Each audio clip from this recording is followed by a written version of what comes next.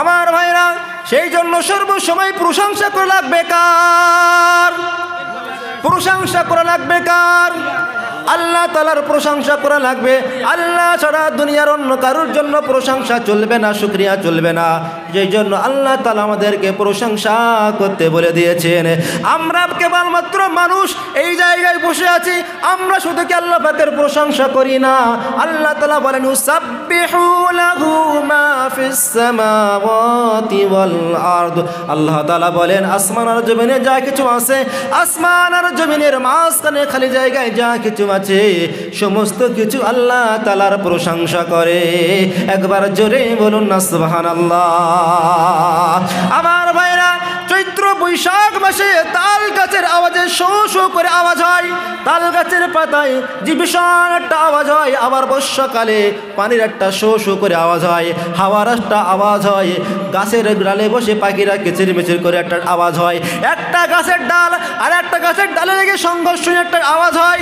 এইরকম আওয়াজগুলো যখন আমরা শুনতে পাই, গাছ গাছালি পাক পাখালি পৃথিবীর সমস্ত সৃষ্টি জগতের আওয়াজ, আল্লাহ তাআলা বলেন তারা কিন্তু আওয়াজ করে না, তারা কি করে? আল্লাহ তাআলা বলেন ইউসাব্বিহু লিল্লাহি মা ফিস সামাওয়াতি ওয়া মা ফিল আরদ। আসমান আর জমিনে যা কিছু আছে, এর মাঝখানে যা কিছু আছে, সবাই আল্লাহ তাআলার তাসবিহ করে, আল্লাহ তাআলার প্রশংসা করে। ওয়ালাকিন লা ইয়াফকাহুনা তাসবিহাহুম। ও আমার বান্দারা, তোমরা ওই গাছ গাছালি পাক পাখালি, ওই বৃষ্টির শো শো আওয়াজ, ওই তাল গাছের সাই সাই আওয়াজ এবং পানির শো শো আওয়াজ থেকে তোমরা বুঝতে পারো না আসলে তারা আমি আল্লাহ তাআলা আমার প্রশংসা করছে। একবার জোরে বলুন না সুবহানাল্লাহ, জোরে বলুন না সুবহানাল্লাহ।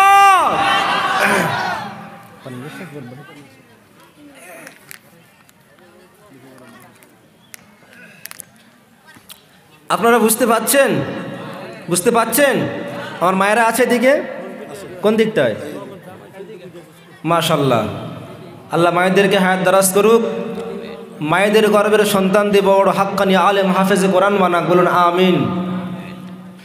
আমার ভাইয়েরা, পর্দার অন্তরে অবস্থিত আমার মা ও বোনেরা, আল্লাহ সুবহানাহু ওয়া তাআলা আমাদেরকে এই জায়গায় বসার সুযোগ করে দিয়েছেন। আমি আপনি এই জায়গায় বসেছি, এই জায়গায় বসার কিন্তু সৌভাগ্য সবার হয় না। বুখারী শরীফ খণ্ড নম্বর 1 পৃষ্ঠা নম্বর 16, قال رسول الله صلى الله عليه وسلم من يريد الله به خيرا يفقهه في الدين أو كما قال النبي صلى الله عليه وسلم। আল্লাহ রাসূল সাল্লাল্লাহু আলাইহি সাল্লামের বর্ণনা, রাসূলুল্লাহ সাল্লাল্লাহু আলাইহি সাল্লাম বলেন আল্লাহ তাআলা দুনিয়াতে এবং আখিরাতে যে বান্দার সঙ্গে যে বান্দির সঙ্গে ভালো মুআমালা করতে চায়, কল্যাণ করতে চায়, আল্লাহ সুবহানাহু তাআলা ওই বান্দা বান্দিগুলোকে ঘরের থেকে টেনে টেনে বার করে কোরআনের মাহফিলে অ্যাটেন্ড হওয়ার জন্য সুযোগ করে দেন। একবার জোরে বলা যাবে না সুবহানাল্লাহ। আমার ভাইরা, এই জায়গায় আপনারা এসেছেন, আপনাদের কত সম্মান। এখান থেকে যারা চলে যাবে, মুখ ফিরিয়ে চলে যাবে, আল্লাহর রাসূল বলেন قال رسول الله صلى الله عليه وسلم القرآن حجة لك أو عليك। কিয়ামতের মাঠে কোরআন আপনার বিরুদ্ধে আমার বিরুদ্ধে সাক্ষী দেবে।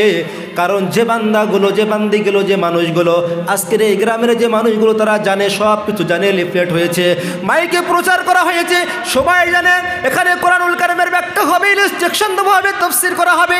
তারপরেও যারা এই জায়গায় আসে নাই, অথবা এই জায়গায় আসার পরে আবার নিজের দাম্ভিক্য দেখিয়ে চলে গিয়েছে, বাড়িতে গিয়ে চলে গিয়েছে, রাস্তায় ঘোরাঘুরি করছে, অন্য জায়গায় নিজের কাজে ব্যস্ত আছে, আল্লাহর রাসূল বলেন আল কোরআনু হুজ্জাতুল লাকা আও আলাইকা। আল্লাহর কোরআন আল্লাহর আদালতে ওই বান্দাগুলোর বিরুদ্ধে আল্লাহর কাছে না মামলা করবে। আল্লাহর কোরআনকে যারা মেনেছে, আল্লাহর কোরআনকে যারা ফলো করেছে, আল্লাহর কোরআনকে যে সমস্ত ছাত্ররা বুকে ধারণ করেছে, ইতিপূর্বে মাদ্রাসার ছাত্রদের মাথায় পাগড়ি দেওয়া হয়েছে, কোরআন তারা মুখস্থ করেছে, হাফেজ হয়েছে, সিনায় তারা কোরআনটাকে ধারণ করেছে, কোরআনুল কারীমটাকে কণ্ঠস্থ করেছে, আল্লাহর কোরআন তাদের পক্ষে আল্লাহর কাছে সাক্ষী দেবে। আল্লাহ তাআলা তোমার বান্দাগুলো হাফেজে কোরআনগুলো জান্নাতে না যাওয়া পর্যন্ত আমি কোরআন কিয়ামতের মাঠ থেকে আর নড়ব না।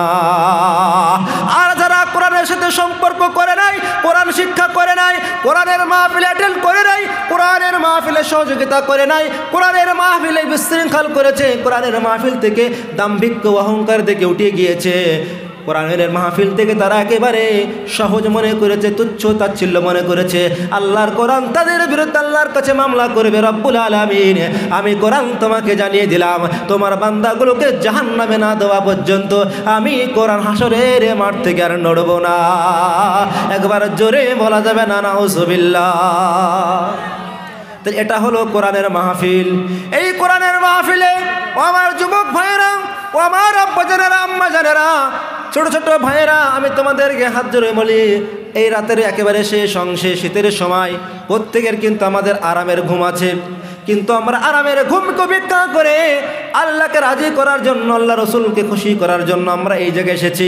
তার একটাই মাত্র কারণ হলো আমাদেরকে জান্নাতে যাওয়া লাগবে। জান্নাতে কে কে আছেন? হাত তুলে দেখেন তো, জান্নাতে কে কে যেতে রাজি আছেন? জান্নাতে যাওয়া লাগবে? জান্নাতে যাওয়া লাগবে? তাহলে জান্নাতে আমাদেরকে যেতে হয় আমার ভাইয়েরা। জান্নাতে যাওয়ার জন্য এই মুহূর্তে আমি দেখতে পাচ্ছি ওলামায়ে কেরাম এখানে আছে স্টেজে বসে। ইন্নাল উলামা কামাসালিন নুজুম, আমি যেন দেখতে পাচ্ছি আজকের মাহফিলে পূর্ণিমার চাঁদ যেরকম আল্লাহর আকাশের মধ্যে সবচেয়ে চকচকে ঝকঝকে আলো বিতরণ করে, আজকের মাহফিলের স্টেজটা হলো উলামাদের স্টেজ। এই উলামারা হলো আকাশের চাঁদ সমতুল্য, আকাশের চাঁদের মতন, পূর্ণিমার চাঁদের মতন উলামারা এখানে বসে আছে।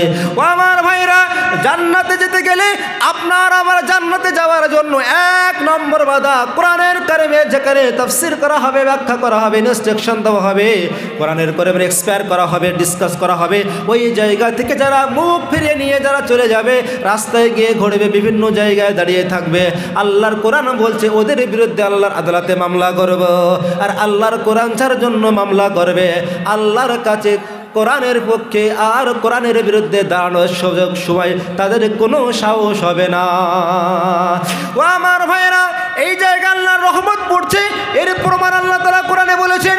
কোরআনে আল্লাহ তাআলা বলেন, আল্লাহ রাব্বুল আলামিন বলেন, ওয়াইযা কুরিয়াল কুরআনু ফাসতামিউ লাহু ওয়া আনসিতু লাকুম লাআল্লাহুম তুরহামুন। জোরে জোরে বলুন আল্লাহু আকবার। যে জায়গায় কোরআন তেলাওয়াত করা হয়, কোরআনের ব্যাখ্যা দেওয়া হয়, কোরআনের ইনস্ট্রাকশন দেওয়া হয়, কোরআনের বিভিন্ন আলোচনা করা হয়, আল্লাহ তাআলা বলছেন ওই জায়গায় তোমাদের দুইটি করণীয় কাজ। একটা হলো তোমরা চুপচাপ নীরবতার সঙ্গে অন্তরের কান দিয়ে তোমরা শ্রবণ করবে। আল্লাহ তাআলা বলেন লাআল্লাহুম তুরহামুন, আশা করা যায় আল্লাহর রহমতের বৃষ্টি ঝরঝর করে এই জায়গায় পড়বে। একবার জোরে বলুন না সুবহানাল্লাহ। নারায়ে তাকবীর, নারায়ে তাকবীর। তাহলে এই মুহূর্তে আমি আপনি যে জায়গায় আছি, এই জায়গায় আল্লাহ পাকের রহমত বৃষ্টির মতন ঝরঝর ঝরঝর করে ঝরছে। এটা আল্লাহ পাকের কোরআন আমাদেরকে বলে দিয়েছে। মাইক মানে একটু মাইকের সাউন্ডটা বাড়ান, মাইকের সাউন্ড বক্সের নয়, টানছে। তাহলে এই জায়গায় আল্লাহর রহমত আছে না নাই? আছে তো। এ কথা কে বলেছে? কোরআন থেকে আমরা জানতে পারি এই জায়গায় আমরা বসেছি, আল্লাহর রহমত এখানে ঝরঝর করে বৃষ্টির মতন পড়ছে। একটা উদাহরণ দেই, আমাদের মায়েরা মুরগি দিয়েছে, এখানে মুরগি আর মুরগির ডিম। মায়েরা যখন মুরগির ডিমের বাচ্চা তোলার প্রয়োজন হয়, মুরগির ডিমটা বাচ্চা ফোটানোর জন্য মুরগির নিচে দিয়ে, ওটা কি বলে আপনাদের ভাষায়? আমাদের ওখানে ডিমটাকে একটা পাত্র দিয়ে মুরগি বসিয়ে দেয়, ওটাকে তাওয়া বলে। মানে 18 দিন তা দিলে বাচ্চা বার হবে, আপনাদের বাতি বলে। আমার ভাইরা, মুরগির ডিম থেকে মুরগির বাচ্চা আপনাকে নিতে হলে আমার মায়েরা যে পন্থা অবলম্বন করে যে আমি যদি মুরগির ডিম থেকে মুরগির ডিমের বাচ্চা নেব, অথবা হাঁসের ডিম ফুটিয়ে হাঁসের বাচ্চা বাড়াবো, আমার মায়েদের একটা কাজ, একটা পন্থা, একটা কিছু অবলম্বন করতে হয়। ও আমার ভাইরা, যারা প্যান্ডেলের বাইরে দাঁড়িয়ে দাঁড়িয়ে আছেন, আমি তাদের উদ্দেশ্য বলছি, মুরগির ডিম যদি মুরগির পাখনার পালকের বাইরে থাকে, ওই ডিমটাই কোনোদিন কিন্তু বাচ্চা হওয়া সম্ভব নয়। কেননা মুরগির ডিমটা মুরগির পালকের নিচে, মুরগির নিচে শরীরে নিংসর পালকের নিচে থাকা লাগবে, তা না হলে ওই ডিমটা নষ্ট হয়ে যাবে, আপনি খেতেও পারবেন না, ওর বাচ্চাও হবে না। তেমনি করে আল্লাহর রহমত কিন্তু বেষ্টন করে আছে এই জায়গাটা সামিয়ানার মধ্যে, সামিয়ানার বাইরে কিন্তু আপনি রহমত পাবেন না। আপনি রাস্তায় দাঁড়িয়ে দোকানে বসে যদি আপনি শুনতে চান মাইকের আওয়াজ, আপনি মাইকের আওয়াজ পাবেন, আল্লাহর রহমত থেকে আপনি বঞ্চিত হবেন। সুতরাং আপনাকে হাত ধরে বলি, আপনি আল্লাহর রহমতের বাগানে এসে বসে যান। আল্লাহ তাআলা বলেন এই জায়গায় রহমত পড়ে, এই জায়গায় রহমত বর্ষণ হয়। এই জায়গায় আসলে আল্লাহ তাআলা যারা এই জায়গায় যাদেরকে আনবেন, যারা বসবেন, তাদের কি লাভ আছে? আল্লাহ নবী সাল্লাল্লাহু আলাইহি সাল্লামের বর্ণনা, মা মিন মুতাআল্লিমিন ইখতালিফু ইলা বাবিল আলিম ইল্লা কাতাবাল্লাহু বিকুল্লি কাদামিন ইবাদাতুন সানা ওয়া বিকুল্লি কাতাবিন মুদিনাতান ফিল জান্নাহ। আল্লাহ রাসূল বলেন, যখন কোনো বান্দা এই গ্রাম থেকে, মা বোনেরা, আমার আব্বা জানেরা, আমার ভাইয়েরা বাড়ির থেকে বার হয়েছে এই জায়গায় আসার জন্য, কোরআনুল কারীম শ্রবণ করার জন্য, হাদিস শ্রবণ করার জন্য, আল্লাহ রাসূল বলেন ইল্লা কাতাবাল্লাহু বিকুল্লি কাদামিন ইবাদাতুন সানাতান, তাদের প্রতি কদমে 1 বছর ধরে নফল ইবাদত করলে যে সওয়াব হয়, ওই সওয়াবটা প্রত্যেকের আমলনামায় লিপিবদ্ধ করা হয়ে গিয়েছে। একবার জোরে বলা যাবে না সুবহানাল্লাহ? ও আমার ভাইয়েরা, ও আমার আব্বা জানেরা, পর্দার আড়ালে মা ও বোনেরা, এই জায়গাটা সামান্য মনে করবেন না যে দুনিয়াবি একটা মাহফিল, এটা কোনো যারা চিরযাবত হচ্ছে, একেবারে আমাদের শুরু থেকে, আমাদের ছোট্ট থেকে দেখছে এটা হয়। এই জায়গার মহত্ব, সম্মান, ফজিলাত বর্ণনা করতে হলে সময় লেগে যাবে অনেক। আমি কয়েকটা ফজিলাত বলবো আপনাদের ক্ষেত্রে। 1 নম্বরে এই জায়গায় আসলে আপনাদের প্রতি কদমে 1 বছরের নফল ইবাদত করলে যে সওয়াব হয়, ওই সওয়াবটুকুন আল্লাহ তাআলা আমার আপনার আমলনামায় লিপিবদ্ধ করে দেন। 2 নম্বরে ইল্লা কাতাবাল্লাহু মুদিনাতান ফিল জান্নাহ, আল্লাহ নবী বলেন ক্বালা রাসূলুল্লাহ সাল্লাল্লাহু আলাইহি ওয়াসাল্লাম ওয়া বিকুল্লি কাদামিন মুদিনাতান ফিল জান্নাহ, আপনার 2 কদমে আল্লাহ সুবহানাহু ওয়া তাআলা একটা সিটি, একটা বড় বড় শহর নির্মাণ করে দেন। একবার জোরে বলুন না সুবহানাল্লাহ? এখন যদি বলা হয় আপনার আসামের সবচাইতে বড় শহর কোনটা? আসামের সবচাইতে বড় শহর হলো গুয়াহাটি, আমার বেঙ্গলের সবচাইতে বড় শহর হলো কলকাতা। আমি যদি বলি ভারতবর্ষের সবচেয়ে বড় শহর কোনটা? আমার ভারতবর্ষের সবচেয়ে বড় শহর বোম্বাই, ভারতবর্ষের সবচেয়ে বড় শহর দিল্লি, ভারতবর্ষের সবচাইতে বড় শহর হলো চেন্নাই, মাদ্রাজ। ও আমার ভাইরা, একটু ঠান্ডা মাথায় শ্রবণ করবেন, আপনাদের কত সম্মান। আপনারা এখানে অক্লান্ত পরিশ্রম করে রাতের ঘুমকে হারাম করে বসে আছেন, আপনাদের কি কোনো মূল্য নাই, কোনো ফজিলত নাই, কোনো দাম নাই? এটাই রাসূলুল্লাহ সাল্লাল্লাহু আলাইহি সাল্লাম বর্ণনা করছেন। গোটা পৃথিবীর সবচাইতে বড় শহরের নাম হলো দুবাইয়ের বুর্জ খলিফা। আমার প্রশ্ন, এখানে যারা বসে আছেন, আপনাদের প্রত্যেকের ইনকামের টাকা, ব্যবসার টাকা এক জায়গায় করে একজন বলতে পারবেন দুবাইয়ের বুর্জ খলিফায় একটা ফ্ল্যাট কিনতে পারবেন কি? দুবাইয়ের বুর্জ খলিফায় একটা ফ্ল্যাট কেনার মতন টাকা কারোর আছে? সবাই মিলে পারবেন না? এতগুলো মানুষ সবাই মিলে পারবেন না? এতগুলো মানুষ সবাই মিলে সবার টাকা এক জায়গায় করে দুবাইয়ের বুর্জ খলিফাতে একটা ফ্ল্যাট কেনা যাবে না? তা আপনারা কি করছেন এতদিন ধরে? ব্যবসা বাণিজ্য হচ্ছে না ভালো? আমার ভাইয়ের, আমি এটাই বোঝাতে চেয়েছি। আল্লাহ নবী বলেন ক্বালা রাসূলুল্লাহ সাল্লাল্লাহু আলাইহি সাল্লাম ওয়া বিকুল্লি কাদামিন মুদিনাতান ফিল জান্নাহ। 2 নম্বরে এই জায়গায় যারা বাড়ি থেকে চলে এসেছে, বাড়ির আরামের ঘুম চলে এই জায়গায় এসেছে, এখানে সে কোরআন শ্রবণ করছে, নবীর হাদিস শ্রবণ করছে, আল্লাহ নবী বলেন তাদের 2 কদমে আল্লাহ তাআলা জান্নাতে একটা সিটি, একটা বড় শহর নির্মাণ করে দেবেন। ওই শহরটা কেমন, ওই শহরটার কাইফিয়াত কেমনে, ওটা বলার মতন হাদিস শরীফের মধ্যে বর্ণনা করা হয় না।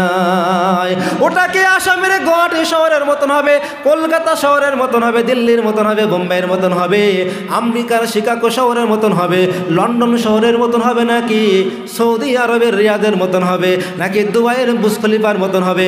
আল্লাহ রাব্বুল আলামিনের হাবিব বলেন ওই শহরটার সঙ্গে দুনিয়ার শহরের কোনো তুলনা হয় না, তুলনা চলে না, চলে না।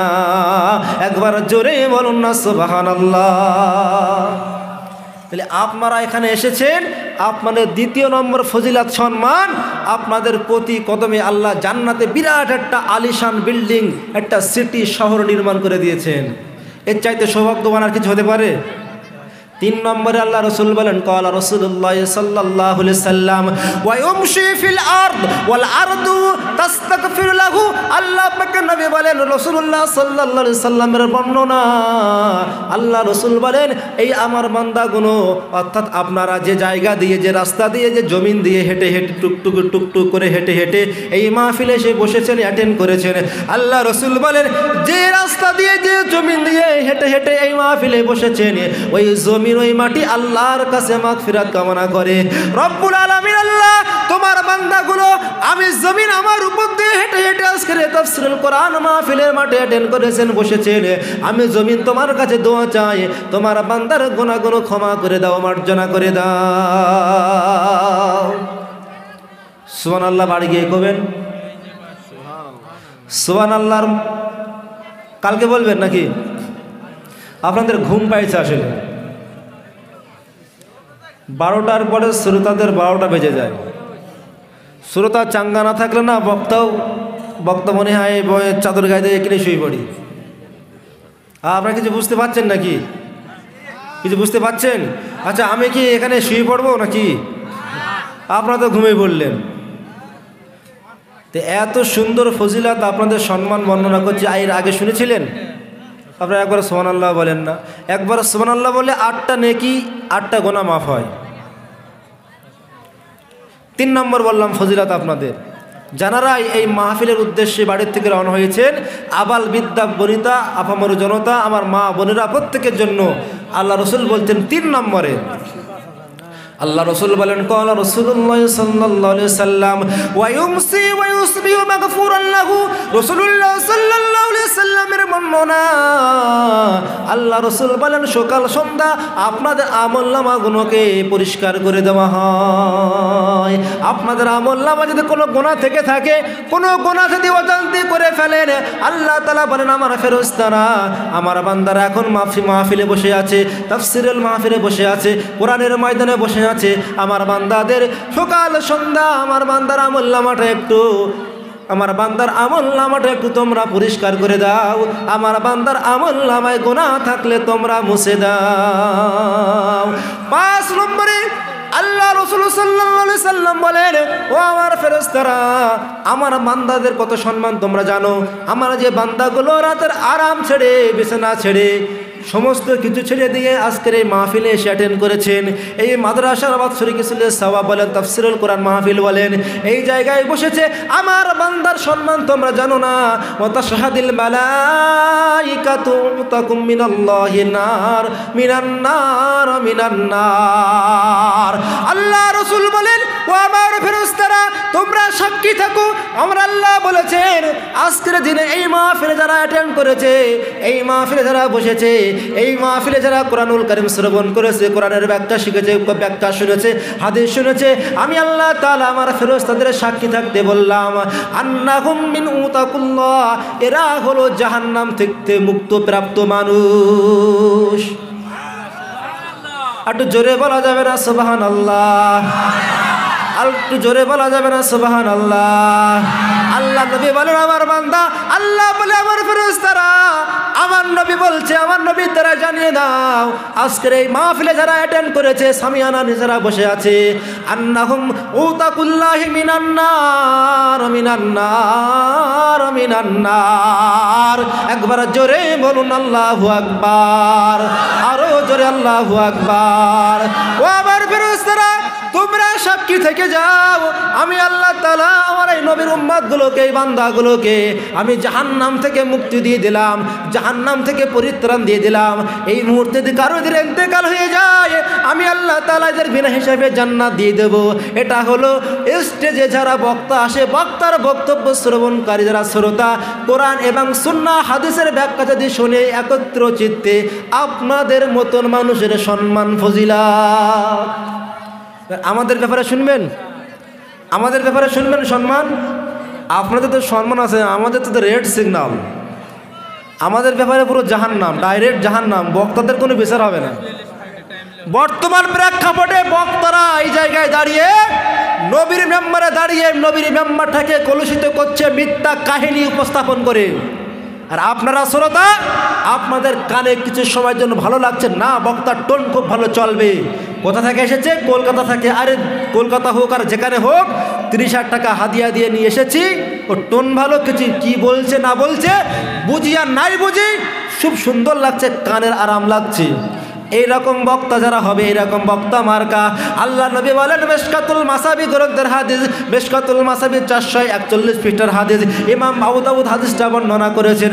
আল্লাহ রাসূল বলেন, ওয়াইলুল লিল্লাযিনা ইউহাদ্দিসু ফায়াকযিবু বিহিল কাওমা ওয়াইলুল লাহু আও কামা ক্বালা নবী সাল্লাল্লাহু আলাইহি ওয়াসাল্লাম।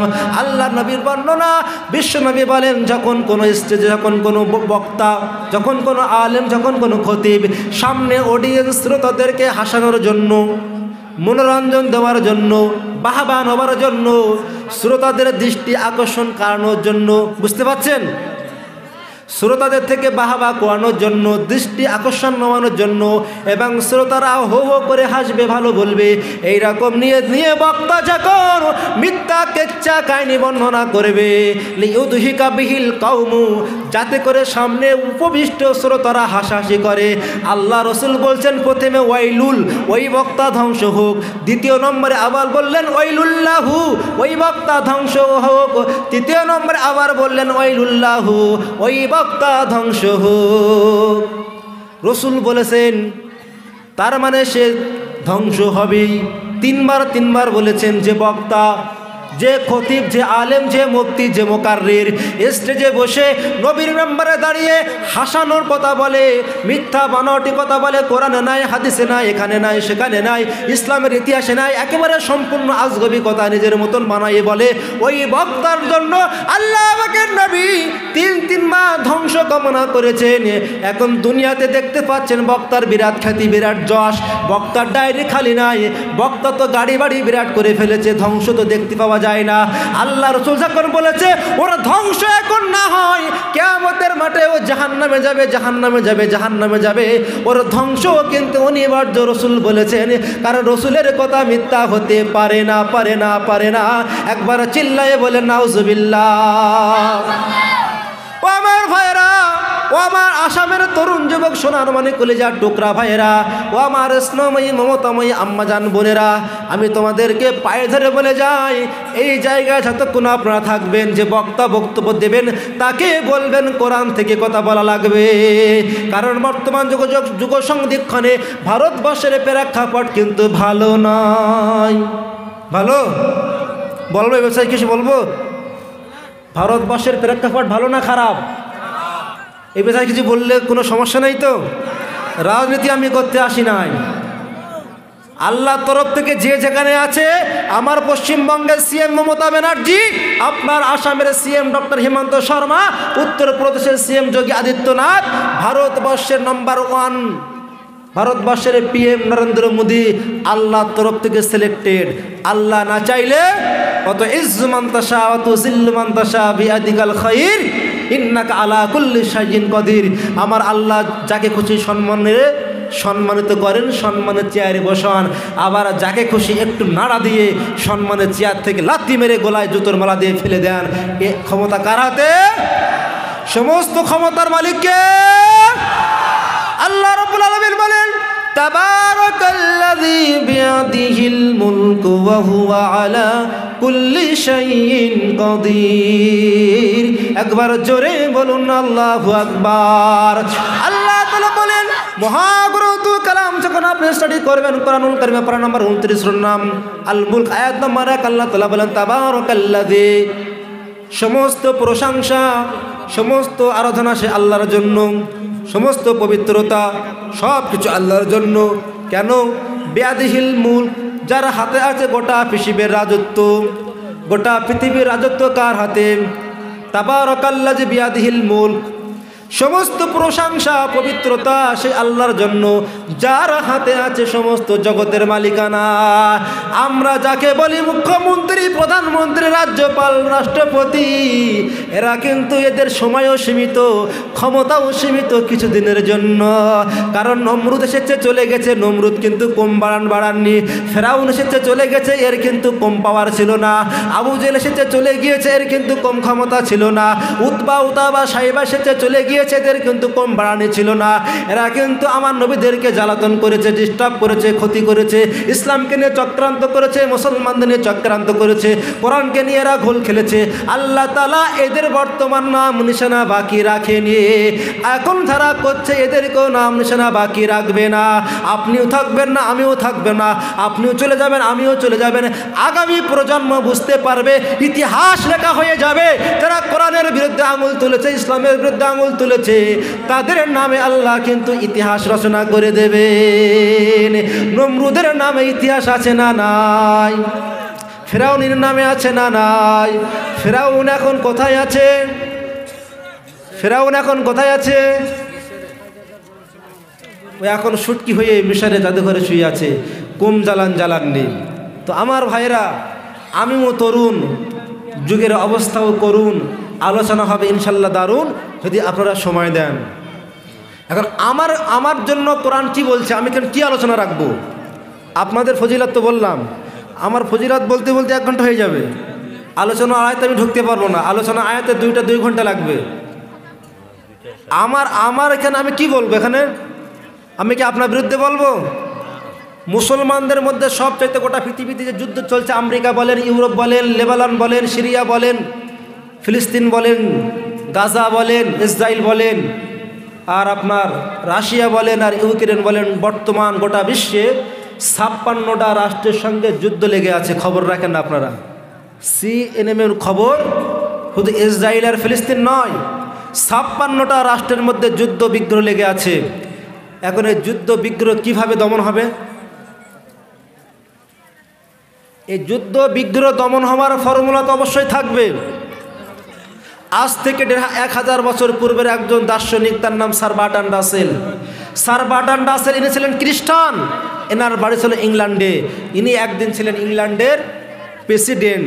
তো প্রেসিডেন্ট ইনি একসময় ইংল্যান্ডের হাউস অফ কমন্সেস, আমাদের ভারতবর্ষে বলা হয় পার্লামেন্ট হাউস, এই পার্লামেন্ট হাউসে বক্তব্য সেমিনারে তিনি লেকচার দিচ্ছিলেন। এমন সময় ইংল্যান্ডের আফামর জনতা, আবাল বিদ্যা বনিতা সবাই মিলে প্রশ্ন করলেন, স্যার বার্ট্রান্ড রাসেল, ও স্যার বার্ট্রান্ড রাসেল, আমাদের একটা প্রশ্ন স্যার, আপনার বিদ্যা বুদ্ধি, আপনার অ্যানালাইসিস, আপনার গবেষণা, আপনার থিসিস, আপনার মেধা, আপনার প্রজ্ঞা, আপনার স্টাডি, আপনার অধ্যয়ন, আপনার লেখালেখি, আপনার পড়াশোনা, আপনার ডক্টরেট, আপনার সব কিছু যে জ্ঞান আপনি অর্জন করেছেন, গোটা ওয়ার্ল্ডের আপনি 1 নম্বর কৃতি সন্তান। বিগত 100 বছরে আপনার মতন এত বড় কৃতি সন্তান, ভগবানের অবতার, কলির কলকি কেউ জন্মগ্রহণ করিনি।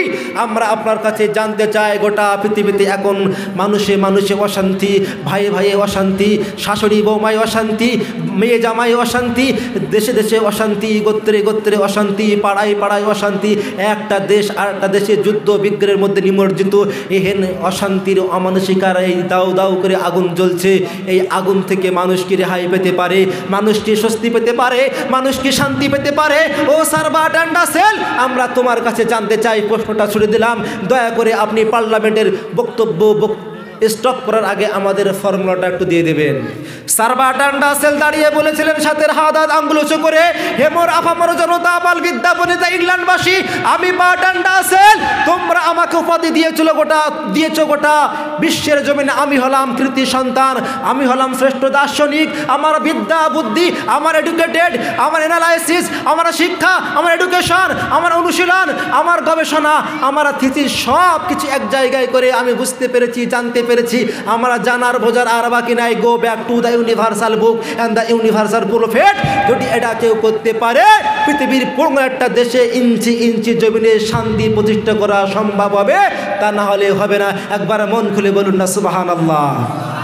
আর একটু জোরে বলা যাবে না সুবহানাল্লাহ? আর একটু জোরে বলা যাবে না সুবহানাল্লাহ?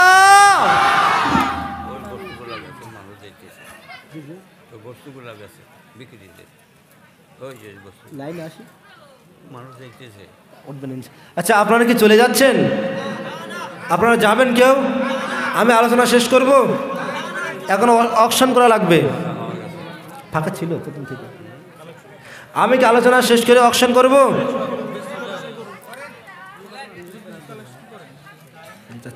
তো স্যার বার্টন রাসেল বলেছিলেন, go back to the universal book and the universal prophet. গোটা বিশ্বের মানুষের তৈরি করা মতবাদকে ছেড়ে দিয়ে কোরআনুল কারিমের কাছে ফিরে যাওয়া লাগবে, বিশ্ব নবীর আদর্শকে ধারণ করা লাগবে, তাহলে গোটা পৃথিবীর ভূখণ্ডে শান্তি প্রতিষ্ঠা করা সম্ভব।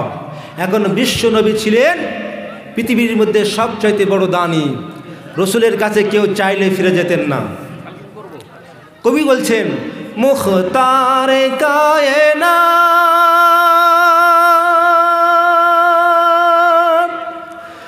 মুখতারে কায়নাত,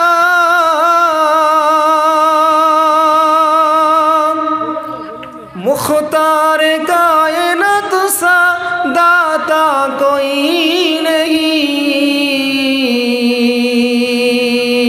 यानी मेरे रसूले पाक जैसे कोई नहीं, मुख्तार कायनात सा दाता कोई नहीं, यानी मेरे रसूले पाक जैसा कोई नहीं, जो आए थे मांगने के लिए झूली नहीं खाली,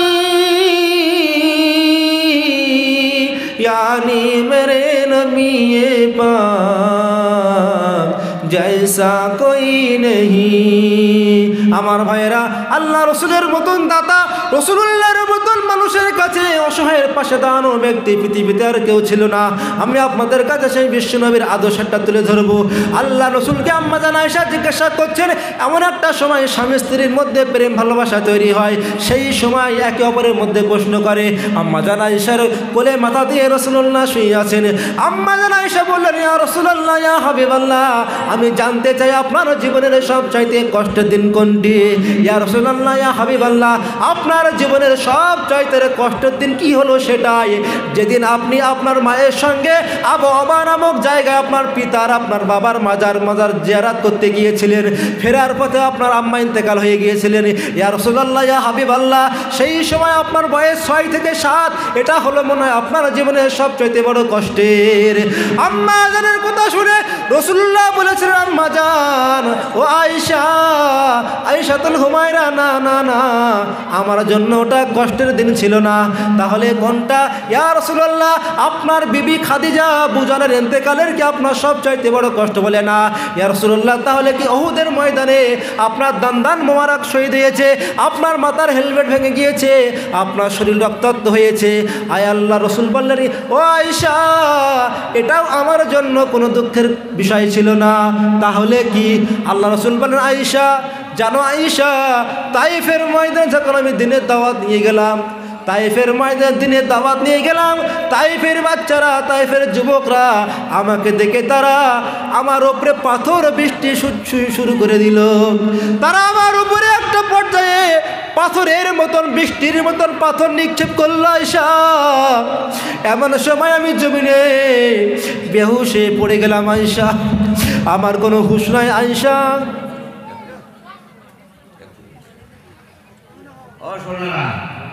মোটামুটি 2টা বাজে, আপনারা কি আরো কিছু অপেক্ষা করবেন? 2টা বাজে দোয়া হবে না কি? আরো শোনার জন্য রাজি আছে? হ্যাঁ, কি করবো? দোয়া করবো। হ্যাঁ, শুনবে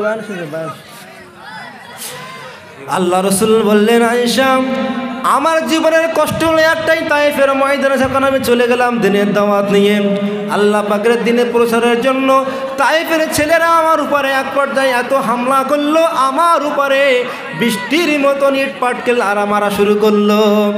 আয়েশা তুমি জানো আয়েশা, এমন সময় আমি জমিনে পড়ে গেলাম, আমার আর হুঁশ নাই, সেন্স নাই। আর একটু পরে আমার হুঁশ আসলো, আমি আবার দাঁড়িয়ে চলতে লাগলাম। আমার সামনে থেকে, পেছন থেকে, ডাইনে থেকে, বামের থেকে পাথর আসতে শুরু করলো। বড় বড় পাথরের চাই আয়েশা, পাথরের চাই আমার শরীরে রাখতে শুরু করলো। আমার শরীর থেকে আল্লাহ রক্তক্ষরণ হতে শুরু করলো। আয়েশা জানো আমি দ্বিতীয়বার আবার বেহুশ হয়ে গেলাম, আমি আবার পড়ে গেলাম, আমার কোনো হুঁশ নাই। আমার যখন হুঁশ আসলো আমি একা, আমি তৃতীয়বার উঠলে আবার হাঁটতে শুরু করলাম আয়েশা, আমাকে আবার পাথর মারা হলো। এমন একটা পর্যায়ে হয়ে গেল আয়েশা, আমার উপরে বৃষ্টির মতন পাথর আসতে শুরু করলো আয়েশা। আমি ছিলাম একা, আমার সঙ্গে কেউ ছিল না, আমাকে পাথর দিয়ে মারা হলো, রক্তাক্ত করা হলো। এমন সময় আল্লাহ জিবরিলকে পাঠালো, জিবরিল চলে যাও। জিবরিল তুমি কোথায়? জিবরিল বলে ইয়া আল্লাহ, ইয়া রাব্বাল আলামিন, আমি জান্নাতে একটা অমুক বাগানে বসে আছি। আল্লাহ বলে জিবরাইল এই মুহূর্তে তায়েফের ময়দানে যাওয়া লাগবে। তায়েফের ময়দানে আমার নবীকে পাথর মেরেছে, রক্তাক্ত করেছে, আমার নবীর শরীর মোবারক দিয়ে রক্ত পড়ছে তায়েফের জমিনে। আমি আল্লাহ এই মুহূর্তে আমার নবীর শরীরের রক্ত যদি মাটিতে পড়ে যায়, আমি আল্লাহ কিয়ামত করে দেব। আমি তায়েফের মাটিকে আমি উল্টে সব শেষ করে দেব। আল্লাহর পাকে জিবরাইল ফেরেশতা সঙ্গে সঙ্গে চলে আসেন আল্লাহ রসুলের কাছে। ইয়া রাসূলুল্লাহ, ইয়া হাবিবাল্লাহ, ইন শি'তা, যদি আপনি অনুমতি দেন, ওই দেখেন আমার সঙ্গে মালাকে জাবাল এসেছে, আমার সঙ্গে ফেরেশতা এসেছে, পাহাড়ের ফেরেশতা এসেছে, পাহাড়ের রক্ষী ফেরেশতা, সঙ্গে বিশাল বাহিনী জামাত। ইয়া রাসূলুল্লাহ, ইয়া হাবিবাল্লাহ, যদি আপনি অনুমতি দেন তাহলে আমি তায়েফবাসীদেরকে সম্পর্ক একেবারে সব মেরে দেব। এই পাহাড় থেকে উল্টে দিয়ে তায়েফের সব একেবারে মানুষগুলোকে মেরে দেব। আল্লাহ রসুল কান্না কান্না করে বলেছিলেন, জিবরাইল, ভাই জিবরাইল, যদি আপনি আজকে এদেরকে ধ্বংস করে দেন, আমি রসুল্লাহ, আমি রাহমাতুল লিল আলামিন, আমি কার কাছে ইসলামের দাওয়াত দেব? এমন একটা সময় আসবে এদের প্রজন্মর কাছে আমি ইসলামের দাওয়াত দেবো, ইসলামের দাওয়াত কবুল করবে। ও আমার যুবক ভাইয়েরা, আল্লাহ রসুল এত কষ্ট করে আমাদের জন্য দিন প্রতিষ্ঠা করেছেন, এই দিন আমরা এমনি এমনি পেয়েছি, সহজেই পেয়ে গিয়েছি। আমি জানতে চাই, দেখতে চাই, আল্লাহ রসুল সাল্লাল্লাহু আলাইহি সাল্লামের 10 জন সাহাবা ছিল আশরায়ে মুবাশশারা। আল্লাহ রসুল বলেছিলেন মদিনা মসজিদে বসে, আমার আবু বকর ফিল জান্নাহ, আমার ওমর ফিল জান্নাহ, আমার উসমান ফিল জান্নাহ, আমার আলী ফিল জান্নাহ, আমার আবু জাররা ফিল জান্নাহ, আমার তালহা ফিল জান্নাহ। এমন করে 10 জন আশরায়ে মুবাশশারের কথা বলেছিলেন। আমি দেখতে চাই এই 10 জন সাহাবীর নামে 10 জন বান্দা 10,000 টাকা করে আল্লাহর নবীর ঘর মাদ্রাসা, যেখানে ইলম শিক্ষা দেওয়া হয়, কোরআন শিক্ষা দেওয়া হয়। কোরআন যদি শিক্ষা না থাকে, চর্চা না থাকে, সমাজ থেকে ইসলাম কিন্তু বিলুপ্ত হয়ে যাবে। সেই জন্য আপনাদের কাছে আমি দাবি রাখলাম, কেবলমাত্র 10 জন আল্লাহ নবীর বান্দা, আল্লাহ পাকের আশিক, আল্লাহর গোলাম, আল্লাহ নবী বলেছিলেন আমার আবু বকর ফিল জান্নাহ, আমার উসমান ফিল জান্নাহ, আমার আলী ফিল জান্নাহ, আমার আলী ফিল জান্নাহ, আমার আবু তালহা ফিল জান্নাহ, আবু জাররা ফিল জান্নাহ। এমন করে 10 জন করে সাহাবীর নাম ঘোষণা করেছিলেন। আরো আছে আল্লাহ রসুল সাল্লাল্লাহু আলাইহি সাল্লাম পরিষ্কার বলেননি। কোরআনুল কারীমের মধ্যে কোরআনুল কারীমের সূরা ফাতিরের 29 নম্বরে আল্লাহ তাআলা বলেন, ইন্নাল্লাযীনা ইয়াতলুনা কিতাবাল্লাহ ওয়া আকামুস সালাহ ওয়া মিম্মা রাযাকনাহুম সিররান ওয়া আলানিয়া ইয়ারজুনা তিজারাতাল লান তাবুর। যারা প্রত্যেকদিন কোরআন তেলাওয়াত করে, নামাজ কায়েম করে, আল্লাহর রাস্তায় গোপনে আর প্রকাশ্যে দান করে, আল্লাহর নবীর ঘরে মাদ্রাসায় গোপনে প্রকাশ্যে দান করে, আল্লাহ তাআলা বলেন তারা এমন একটা ব্যবসা শুরু করলো যে ব্যবসায় কোনো লস নাই, লাভ আর লাভ। আল্লাহ বলেন লিয়াফিয়াহুম উজুরাহুম ওয়া ইয়াজিদাহুম মিন ফাদলি। এমন ব্যবসা তারা শুরু করলো যে ব্যবসায় কোনো লস নাই, আর আল্লাহ তাআলা তাদের ওই ব্যবসায় আরো বেশি বেশি করে বরকত দান করেন। একবার জোরে বলুন না, নারায়ে তাকবীর। নারায়ে তাকবীর, নারায়ে তাকবীর। আমি 10 জনকে দেখতে চাই, আল্লাহর বান্দা নবীর আশিক জান্নাতি সাহাবাদের নামে 10,000 টাকা করে 10 জন, 10 জনকে দেখতে চাই। একটু নাম লেখাবেন আমার যুবক ভাইরা, চলে আসুন একটু। আমি মুসাফির মানুষ, আপনাদের জন্য দোয়া করব, আল্লাহ আপনাদের ব্যবসা বাণিজ্যে বরকত দেবে, আপদ বিপদ থেকে আপনাদের মুসিবত থেকে হেফাজত করবে, সংসারে সুখ শান্তি বরকত দান করবে। আমার মায়েরা বোনেরা আছেন, আমার মায়েদের কাছে আমি আবদার করব, আমার মায়েরা, আম্মু, আমি আপনাদের ছেলের সমান, ছেলের সমতুল্য, আপনারা চাইলেও দিতে পারেন। আপনারা অনেকগুলো মায়েরা মিলে একসঙ্গে 10 জন মিলে 10,000 টাকা দিতে পারেন, একটু শরীক হয়ে যান।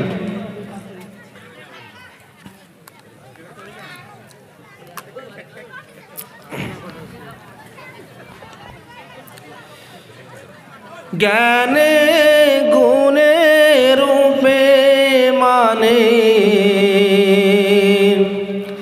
জ্ঞানে গুণে রূপে মানে, সবার সেরা নবী, হেরা গুহার মহান সাধক, হিদায়েতের রবি। একটু বাড়াই দেন, চাপবেন না। জ্ঞানে গুণে রূপে মানে, সবার সেরা নবী, হেরা গুহার মহান সাধক, হিদায়েতের রবি।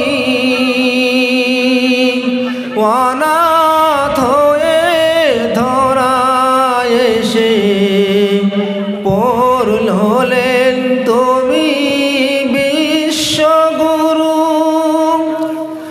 উম্মি হয়ে হলেন তুমি, উম্মি হয়ে পড়লে তুমি সেরা জ্ঞানীর তাজ। জ্ঞানে গুণে রূপে মানে, সবার সেরা নবী, হেরা গুহার মহান সাধক, হিদায়েতের রবি। সেই যে কবে তোমার সাথে প্রথম পরিচয়, আর নয়নে চোখাচোখি,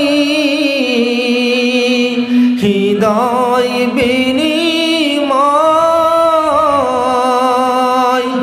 আনমনে ওই চলার পথে এক পলকের দেখা, জানতো কি মন রইবে আখা, তোমার কাজল রেখা, জানতো কি মন রইবে আখা, তোমার কাজল রেখা। হবে না 10 জনা ভাই, হবে না 10 জনা আশিকের রসুল, হবে না? একটু আসুন ভাই। আমার আপনার আব্বা আম্মা মারা গেছে, যে মায়ের কবরে 3 মুঠো করে মাটি দিয়েছি, যে জনম দুঃখিনী সভাপতির কথা শুনবেন নাকি? অবশ্যই শুনতে হবে। কত মানুষ আসে খালি ঠকাইতেছে, মানুষ যাইতেছে। আমি আপনাকে করতেছি, হয় বস্তুগুলো আছে, আর তো দোয়া করে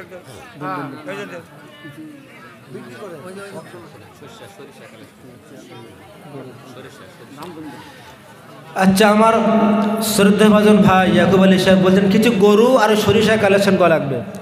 গরু আর সরিষার আগামী বছর এই মাহফিলটা হবে, কে কে চান? এই বেহেশতের বাগার এখানে তফসিরে আলোচনা হবে, কে কে চান? হাত তোলেন তো একটু, এটা হাত তোলেন না। নারায়ে তাকবীর, এটা আল্লাহকে সাক্ষী রেখে বলেন না, নারায়ে তাকবীর, নারায়ে তাকবীর।